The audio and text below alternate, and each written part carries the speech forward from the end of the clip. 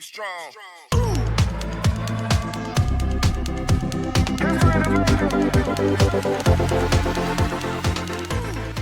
Bienvenidos sean todos a este video. Aquí le vamos a hablar un poco acerca de los textos expositivos. Pero, ¿qué son los textos expositivos? Bien, estos tienen la finalidad o la función de mostrar, de presentar un tema y desarrollarlo de forma clara, ordenada y concisa. En este tipo de textos se tienden a mostrar hechos, ideas o conceptos, pero de forma meramente objetiva. Es decir, la subjetividad no tiene cabida en los textos expositivos. O también lo podemos decir que la opinión de un autor del autor o su pensamiento no se va a ver reflejado a lo largo del escrito. Por supuesto que no, son textos que brindan información, pero no toman una postura u otra dependiendo del tema que escriben. Por supuesto que no lo hacen. Bien, estos textos se usan más que todo para la divulgación, ¿sí? Para presentar una información. Quien escribe quiere darnos a conocer puntos específicos acerca del tema que está presentando. Se usan para diferentes ámbitos. Un texto expositivo puede ser usado para la academia, para la jurisdicción, incluso para la astronomía. ¿Por qué no? Más que todo son usados en el ámbito académico y se puede reflejar o lo podemos constatar en nuestros libros de escuela. ¿Con qué fin se hace esto? ¿Por qué existen los textos expositivos? Esto es para mostrar una información clara, brinda una información clara a los estudiantes, ¿sí? Para que puedan de allí adquirir un conocimiento. En cuanto a la extensión, no hay tal de los textos expositivos. Esto dependerá de quien desee escribir, darle la extensión que prefiera. A continuación mostraremos un ejemplo de un texto expositivo. El texto se titula El gas ozono, sacado de la revista Muy Interesante. Este escrito les estará apareciendo aquí en pantalla. Iniciamos. El gas ozono. La presencia del gas ozono en la superficie terrestre tiene un efecto negativo, ya que es una sustancia tóxica que afecta a la salud del ser humano. De hecho, en las capas altas de la atmósfera, el gas ozono es un componente natural que protege contra la radiación de los rayos ultravioleta. Sin embargo, su presencia en la superficie terrestre tiene un efecto muy distinto. Es tóxica y afecta a la salud del ser humano. Es el hombre precisamente el culpable de las concentraciones de ozono en las capas más bajas de la atmósfera, puesto que el gas se forma como consecuencia de reacciones químicas que se producen en la presencia de la luz solar entre el oxígeno y el dióxido de nitrógeno, procedente de los vehículos y de las fábricas. Actualmente hay estudios realizados por la OMS, Organización Mundial de la Salud, que confirman que los altos índices de ozono provocan ataques cardíacos y asmáticos e influyen en la mortalidad de la población. En definitiva, la concentración de ozono aumenta por 10 el riesgo de muerte por causas respiratorias, especialmente neumonía. Bien, aquí podemos apreciar a lo largo de este escrito cómo el autor no toma una postura, solamente nos brinda información de la repercusión del gas de ozono aquí en la Tierra.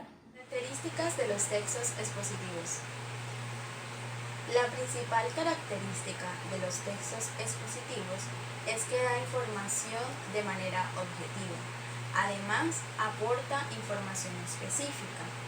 Esto con el fin de que el lector comprenda el tema abordado en el texto, ya sea una teoría, una hipótesis o un tema de interés. Como ya leímos en el texto que tenemos de ejemplo, la información se da de manera objetiva. Pasemos ahora a analizar el siguiente texto. Desde las primeras líneas del texto podemos notar que está escrito en tercera persona, ya que no hay ninguna opinión personal por parte del autor con respecto al tema abordado. Esto permite que haya claridad y objetividad, como ya se mencionaba anteriormente, y que la hipótesis expuesta de que el gas ozono es una sustancia tóxica que afecta a la salud del ser humano sea comprendida e interpretada con precisión. En los textos expositivos también tenemos la presencia de las oraciones enunciativas. Estas son aquellas que informan de manera objetiva un hecho. Por ejemplo, la frase "en las capas altas de la atmósfera, el gas ozono es un componente natural que protege contra la radiación y los rayos ultravioleta". Aquí podemos ver cómo se expone una idea sin tener en cuenta opiniones personales. En las siguientes líneas podemos observar también una característica esencial de este tipo de textos. Se expresa la idea mediante información específica, por lo que se hace necesario el uso de datos investigados con anterioridad. Por ejemplo, la mención que se hace de los estudios realizados por la OMS permite sustentar y a su vez expone datos que aportan al tema abordado. Por último, también hay que tener en cuenta que en este tipo de textos el registro es formal y se emplean gran cantidad de términos técnicos o científicos, según sea el tema abordado. Para esto hemos subrayado las palabras que hacen alusión al tema tratado. Es momento de hablar de la estructura de un texto expositivo. Con esto nos encontramos que se divide en 4 partes. La primera, la segunda, tercera y por último, la cuarta. Bien, la primera nos dice que es el planteamiento del problema o esa presentación. Aquí es un tipo de introducción que el autor va a hacer para que el lector se centre, sepa qué temática vamos a abordar a lo largo de nuestro texto, a lo largo de nuestro escrito. Aquí también quien escribe debe usar un lenguaje ameno, ¿sí?, que interese al autor, porque si es aburrido, tedioso, el lector simplemente se nos va y no continúa leyendo nuestro texto. Bien, en el punto número 2 es el desarrollo de la problemática planteada. Aquí vamos a abordar el tema un poco más, de una manera más específica. A lo mejor al inicio nosotros especificamos muy general el tema que vamos a abordar, pero aquí vamos a dar aspectos más específicos, vamos a escribir un poco más acerca de cada tema, también se plantean los subtemas y ese motivo por el cual tú escribes. Ojo, esto no como una postura, porque sabemos que el texto expositivo no admite posturas del autor, sino vamos a escribir los aspectos más importantes del tema que estamos abordando, ¿sí?, esa problemática en específico que estamos mostrando en nuestro texto. Y responde la pregunta, ¿cómo se presenta? Muy bien, en nuestra estructura, en la parte número 3, nos encontramos con las soluciones a la cuestión planteada. Es decir, aquí damos respuestas a todos esos interrogantes que en el apartado o en el párrafo anterior el autor expresó. Claro que esto no de una manera necesariamente explícita, es decir, no encontramos esas preguntas con signos de interrogación y demás, sino de manera implícita, que las pone ahí el autor para que el lector también reflexione acerca de esta y se percate de ello sin mostrarla de una manera muy explícita, como ya bien se dijo. ¿Sí? Bueno, aquí se dan respuestas. Punto número 4. Por último tenemos a la conclusión.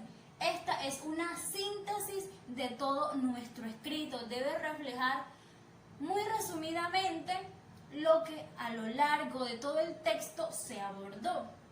Aquí el autor usa conectores como en conclusión, en definitiva, por último, para que el lector se guíe y se dé cuenta que se trata de la última parte del texto y que ya está por finalizar este.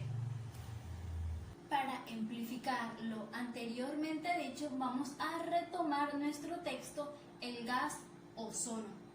Bien, en esta primera parte podemos observar que se cumple el planteamiento o la presentación de la problemática, mostrándonos también el tema a nivel general. Nos está diciendo que se va a hablar del aspecto negativo que se tiene a causa del gas ozono. En esta segunda parte podemos darnos cuenta que sí hay un desarrollo y hay también esta problemática se presenta de una manera mucho más amplia, ¿sí? E incluso se hace una pregunta implícita: ¿cómo afecta el gas ozono si supuestamente es bueno? Es hasta allí, hasta ese punto, que lo que nos dice, ¿no? Entonces, más adelante, en este párrafo, ¿sí?, da respuesta, da una solución a esa cuestión planteada. Nos dice que sí, es malo aquí en la Tierra. Entonces hay esa distinción, se produce esa respuesta que necesitamos a la cuestión que inicialmente se hizo. Por último, vemos que, bueno, aunque la conclusión no es muy larga y a lo mejor no es lo que se espera porque son 2 líneas simplemente, pero aquí el autor está usando el conector en definitiva, como se los mencioné. En definitiva, la concentración de ozono aumenta por 10 el riesgo de muerte por causas respiratorias, especialmente neumonía. Nos sintetiza en solo 2 líneas todo lo que en el texto se abordó y lo peligroso que es este gas de ozono en la Tierra, por lo que vemos que es un texto que cumple con los requisitos del texto expositivo. Bien, ahora hablemos de las técnicas explicativas. Pero, ¿qué son las técnicas explicativas? Bueno, estas tienen la finalidad de amplificar los conocimientos del destinatario. Así, el emisor hace uso de una serie de estrategias que amplíen y faciliten la interpretación del texto. Veamos entonces unas de estas técnicas, como lo es la reformulación, que también es llamada la paráfrasis. Esta se utiliza para replantear algunos conceptos que pueden ser un poco difíciles de entender. Es decir, que se puede parafrasear un concepto ya dado para mostrarlo de una forma más sencilla y clara. Entonces, aquí se hacen uso de estos marcadores. Para poder entenderlo mejor, utilicemos el primer marcador para un ejemplo que se encuentra aquí. El ejemplo dice: el análisis perceptivo no es en rigor una categoría del pensamiento, es decir, no es atribuible al funcionamiento del sistema central. Entonces, al utilizar es decir, podemos aclarar mejor, podemos llegar a entender mediante un parafraseo lo que se quería decir en la idea central. Entonces, de esta manera podemos captar mayor lo que se quiere decir. Pasemos a otro, la definición. La definición se utiliza para delimitar el problema sobre la base del conocimiento existente, es decir, nos pone todo un plano general y lo contextualiza. Para ello se hace uso de algunas expresiones como se llama, se refiere a, se define como. Y esta última podemos usarla para un ejemplo que se encuentra aquí, que dice la inflación se define como. Entonces ya en primera instancia al escuchar esto ya sabemos que se va a definir, y esto ayuda a contextualizar y a poner en contexto, ¿sí?, todo lo que queremos transmitir con la información. Pasemos a otro enseguida, la ejemplificación. Entonces vemos que en la ejemplificación se palpa o se quiere hacer más perceptible la información, lo que se quiere transmitir. Para ello se hace uso de la utilización de recursos que permitan evocar mentalmente las ideas que queremos transmitir. Esto se hace un poco similar a lo que veíamos con la reformulación, a la paráfrasis, pero en este caso se produce un desplazamiento de lo general a lo concreto. Entonces, para ello también podemos ver un ejemplo que se muestra aquí. Entonces dice, se alcanza un nivel ciertamente muy elevado, y dice, por ejemplo, no creen ya en los simpáticos angelitos o en el pecado original. Entonces, al utilizar este ejemplo se puede, digamos, de cierta forma aclarar lo que se quería decir al principio, que pueden leer aquí en el ejemplo. Entonces, ahora pasemos a las citas de autoridad. Aquí, en este recurso, el autor demuestra que su presentación es válida porque coincide con lo que otros autores han expuesto. Entonces, esto no quiere decir que se va a plantear nuevamente lo que ya se ha oído con esos autores, no, sino que de cierta forma ayuda y da validez a lo que se va a decir. Veamos también un ejemplo que se muestra aquí, es un poco larguito, pero vemos que hay unas marcas textuales que nos dan a entender que hay un citado. Esto da las bases para, digamos, aclarar lo que está diciendo y poder darle cierta validez. Pasemos a una más sencilla, la clasificación. Esta se utiliza básicamente para ordenar y sintetizar la información y poder agruparla. Veamos el ejemplo. Dice, el apio pertenece a la familia de las umbelíferas. En esta especie vegetal hay dos variables botánicas que se muestran aquí. Entonces vemos que ya hay una agrupación y de cierta forma es más fácil de entender. Pasemos a la última, la analogía, y una de las favoritas mías. La analogía, pues, es el procedimiento de aclaración mediante ilustración. De esta forma, pues, se brinda la ilustración de un concepto o la aclaración de un concepto mediante la ejemplificación o la comparación de otro en un campo distinto. Es decir, se hace una semejanza entre dos variables que son de campos distintos. Esta, por ejemplo, se puede ver más claro en el ejemplo que dice calor es a frío como luz a oscuridad. Digamos que hay una comparación de distintos campos y es fácil también de ejercer, y también ayuda a que el texto o lo que queremos transmitir sea más entendible. En síntesis, estas son las técnicas que podemos utilizar, pero hay que tener también en cuenta otras cosas. Por ejemplo, hemos venido hablando que este tipo de formaciones tienen una jerarquía. Entonces sabemos que deben haber ideas primarias, ideas secundarias en la información que estamos transmitiendo. De esta manera, entonces sería adecuado limitar, o más bien delimitar, la información primaria y la información secundaria, y así pueda aclararse mejor y pueda ser más entendible a la hora de ver esta información. En los textos expositivos existe algo llamado silueta textual.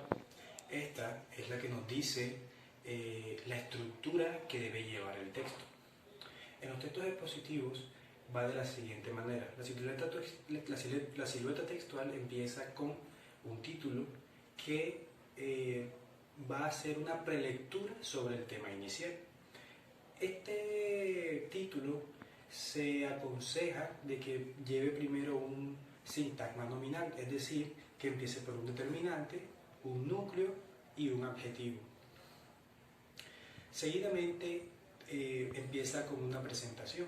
En esta presentación el escritor del texto expondrá las ideas principales y hará una presentación de lo que va a hacer, haciendo así un llamado al lector para que se interese por el texto expositivo. Seguimos con el desarrollo en el cual se van a concretar las ideas y una síntesis que es la conclusión del tema expuesto. Como muy bien sabemos, no existe un esquema específico para decir que tal esquema es un texto expositivo. ¿A qué me quiero referir? Por ejemplo, si nosotros vemos en los periódicos, hay textos expositivos que llevan imágenes. Estas imágenes ayudan a una prelectura sobre el tema. Sin embargo, no es necesario que estén las imágenes en el texto expositivo. Simplemente puede llevar un texto o un texto con una imagen, como vamos a ver en los siguientes ejemplos. Nos damos cuenta que pueden que se vean diferentes. Sin embargo, ambos están en el mismo papel de el texto expositivo. En el primero, que dice silueta textual, nos damos cuenta que lleva un título, una imagen y un contenido. En los textos expositivos no es necesario que en todos los textos existan imágenes. Por ejemplo, hay las notas periodísticas, las noticias periodísticas, estas llevan imágenes. Sin embargo, hay textos, como veremos en el próximo ejemplo, que solamente pueden llevar un texto. La silueta textual, como vemos aquí, debe responder a 5 preguntas. Estas 5 preguntas son las que nos va a decir si el texto es expositivo.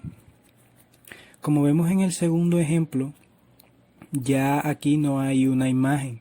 Aquí nos habla sobre el folclore. Entonces, para poner en práctica las 5 preguntas que teníamos en el texto anterior, las podemos poner en práctica leyendo el folclore. Si nosotros nos damos cuenta, la primera pregunta es ¿qué ocurrió? Entonces, en el texto nos debe decir qué fue lo que ocurrió para que se colocara el término el folclore. Nos debe también responder dónde ocurrió, dónde fue el lugar que fue tradicional el concepto de folclore y su significado. Cuándo ocurrió, nos debe decir la fecha en la cual el concepto fue acuñado.